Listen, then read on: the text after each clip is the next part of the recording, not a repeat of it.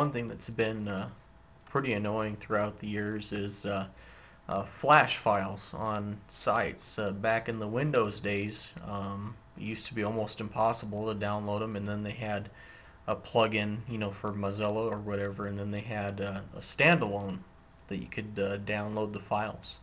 If you have a very slow internet connection like I do myself, I like downloading it so then that way I can watch the full video and then I can see it, full screen rather than on some little tiny website. But unfortunately there are a couple of programs like that for Linux, but I've never gotten one of them to work. So what I used to do is I used to go into my computer and then into the file system and then into the /temp folder. And here, this is where all of your temporary files, like your internet files, especially the flash files, were put. So it shows that there isn't anything in there, but unfortunately there is, because I just watched this video in Opera. And so what you need to do is you need to open up the terminal, and then you need to copy and paste the first line of code that is in the description. And this may take a little bit of time because personally I have a fairly quick computer and a lot of RAM, but here it shows that there's a flash file, and it shows that it's in our temp folder. But when we go to our temp folder, there isn't any flash video in here. I thought that maybe it might have been hidden, but when you show all the hidden files and folders, there's no flash file in there. So what you need to do is you're basically concerned about only two things here. You're concerned about this number here and this number here.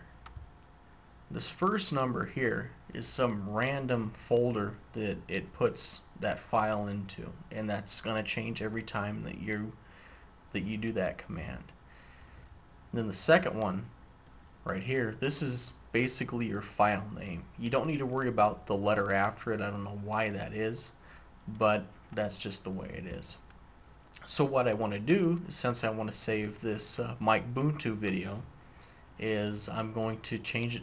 I want to save it to the desktop, and I want to put it in a folder called video.